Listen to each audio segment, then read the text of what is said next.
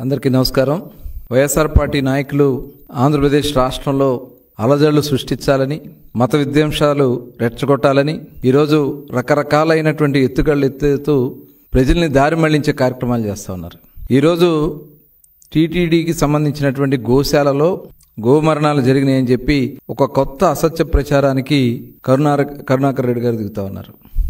ఈరోజు ప్రపంచవ్యాప్తంగా కోట్లాది మంది భక్తుల మనోభావాల్ని దెబ్బతీసే విధంగా ఇటువంటి తప్పుడు ప్రచారాలు చేయడానికి మరి కరుణాకర్ రెడ్డి గారు ప్రయత్నం చేస్తున్నారని చెప్పి ఖచ్చితంగా మనం అందరం కూడా చెప్పొచ్చు. తిరుమల తిరుపతి పవిత్రత మీద స్వామివారి గురించి కూడా మరి గతంలో నల్లరాయది, దాని మీద చెప్పు విసిరితే ఏమవుద్ది, పెకలించేస్తామని చెప్పి మాట్లాడినటువంటి వ్యక్తి ఈ కరుణాకర్ రెడ్డి. ఇవాళ ఆయన వచ్చి ఇటువంటి ప్రశాంతతకు భంగం కలిగించే విధంగా ఇటువంటి ఆరోపణలు చేసే కార్యక్రమానికి వైఎస్ఆర్ పార్టీ నాయకులు దిగజారుతా ఉన్నారంటే ఇవాళ మనం అందరం కూడా ఆలోచించాల్సినటువంటి విషయం. కోట్లాది దేవతలతో సమానమైనటువంటి గోమాత మీద కూడా ఇలాంటి తప్పుడు ప్రచారాలు చేయడానికి ఇవాళ వైఎస్ఆర్ పార్టీ నాయకులు దిగజారుతా ఉన్నారంటే మనం అందరం కూడా ఆలోచించాల్సినటువంటి విషయం. గోమరణాల గురించి తప్పుడు ప్రచారం, 100 ఆవులు చనిపోయినాయి అని చెప్పి ఒక తప్పుడు ప్రచారాన్ని వాళ్ళు చేస్తూ ఉన్నారు.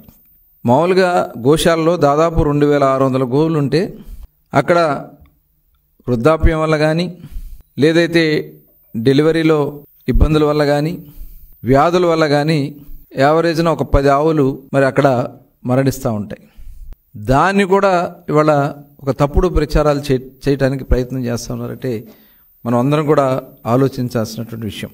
గడిచిన 3 నెలల్లో వృద్ధాప్యంగా కానీ, ఏదైతే మనం చెప్పినటువంటి వ్యాధుల వల్ల కానీ 40 ఆవులు మృత్యువాత పడితే అవన్నీ ఒకసారి చనిపోయినాయి, 100 ఆవులు చనిపోయినాయి అని చెప్పి తప్పుడు ప్రచారాలు చేస్తూ ఉన్నారంటే అది కూడా ఫోటోలు, ఎక్కడో చనిపోయినటువంటి ఆవుల ఫోటోలు తీసుకొచ్చి అవి చూపించి ప్రచారం చేయడానికి మరి దిగజారుతూ ఉన్నారంటే ఇవాళ మనం అందరం కూడా ఆలోచించాల్సినటువంటి విషయం.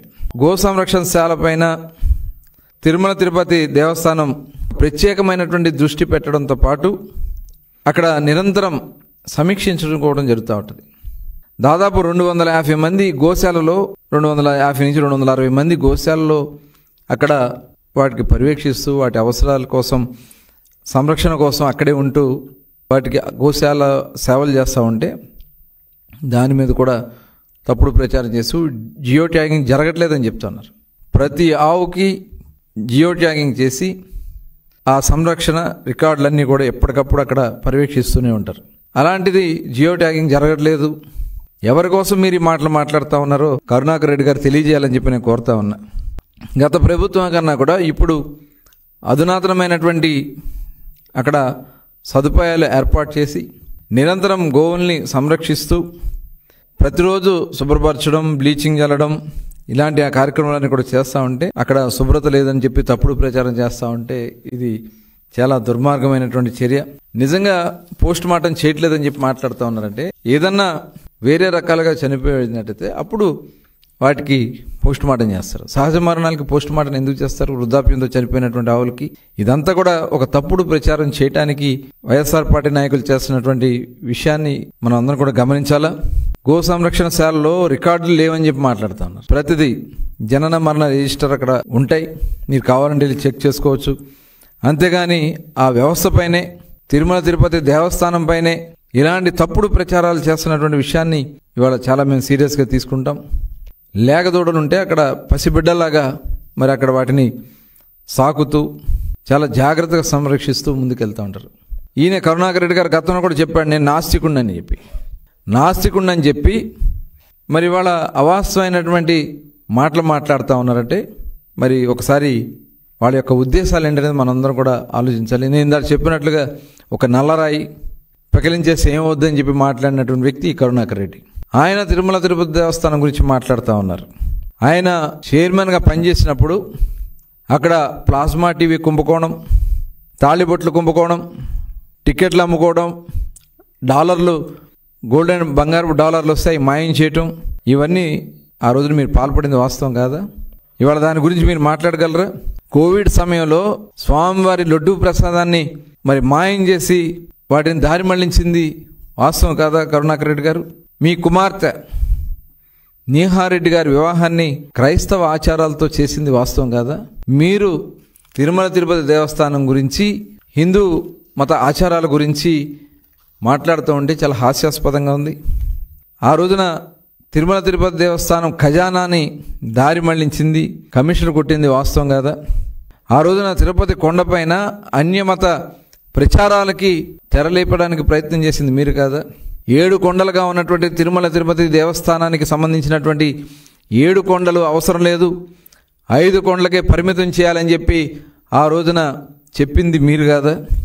మీరు ఇవాళ ఈ రకమైనటువంటి తిరుమల తిరుపతి దేవస్థానం యొక్క ప్రతిష్ట పెరుగుతున్నటువంటి దాన్ని చూసి తట్టుకోలేక, ఇవాళ అక్కడికి వస్తున్నటువంటి భక్తుల్ని చూసి మీరు తట్టుకోలేక, కేవలం మొన్న జరిగినటువంటి తొక్కిసలాటలో గోశాలకు సంబంధించినటువంటి అధికారిని హరినాథ్ రెడ్డి అనే వ్యక్తిని మరి ఇవాళ సస్పెండ్ చేసి అతని కోసం మీరు ఈ తప్పుడు ప్రచారాలు చేస్తూ ఉన్నారు.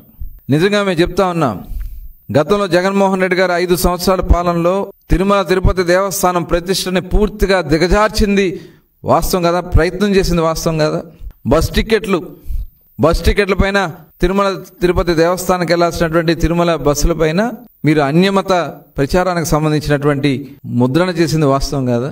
అదేవిధంగా మరి ఆ రోజు మీరు పింక్ డైమండ్ అని చెప్పి అది చంద్రబాబు నాయుడు గారి ఇంట్లో ఉందని చెప్పి తప్పుడు ప్రచారం చేశారు. తిరుమల తిరుపతి దేవస్థానాన్ని ప్రతిష్టను దిగజార్చడానికి మీరు చేసినటువంటి ప్రయత్నాలు, అలాగే పోర్టులో అనధికార తవ్వకాలు జరిగినాయి, అక్కడి నుంచి నిధులు చంద్రబాబు గారు తీసుకెళ్లారని చెప్పి తప్పుడు ప్రచారాలు చేశారు గతంలో. ఇవన్నీ మరి గతంలో మీ వాళ్లే మళ్ళీ అదేం లేదు, అక్కడేం జరగలేదని చెప్పి మీ వాళ్ళే చెప్పింది వాస్తవం కదా? ఇవాళ మొట్టమొదటి నుంచి తిరుమల తిరుపతి దేవస్థానం యొక్క ప్రతిష్ట గురించి పాటుపడినటువంటి పార్టీ తెలుగుదేశం పార్టీ. ఆనాడు అన్న నందమూరి తారక రామారావు గారు మొట్టమొదటిసారి అన్నదాన ట్రస్ట్ ని ప్రారంభించింది అన్న నందమూరి తారక రామారావు గారు. అక్కడ ఏదన్నా అభివృద్ధి కార్యక్రమాలు జరిగినాయి అంటే ఆనాడు అన్న నందమూరి తారక రామారావు గారు తీసుకున్నటువంటి ప్రతి మెట్టులో ఆయన పాత్ర ఉందనే విషయాన్ని కూడా ఈ సందర్భంగా మీకు గుర్తు చేస్తా ఉన్నా. ఇవాళ మీరు గతంలో జరిగిన 5 సంవత్సరాల్లో అంతర్వేది రథం తగలబెడితే ఏం చేశారు? అప్పుడు ఏదైతే రామతీర్థంలో రాముల వారి తలని మరి అక్కడ దుండగలు తీసేస్తే ఆ రోజు ఏం చేశారు ఈ వైఎస్ఆర్ పార్టీ నాయకులు? అలాగే అమ్మవారి గుడిలో విజయవాడలో వెండి సింహాల్ని దొంగిలించబడితే ఏం చేశారు మీరు? ఇవాళ ఇవన్నీ కూడా తప్పుడు ప్రచారాలు చేసి మతాల మధ్యన, కులాల మధ్యన, ప్రాంతాల మధ్యన చిచ్చులు పెట్టాలని ప్రయత్నం చేస్తూ ఉన్నారు.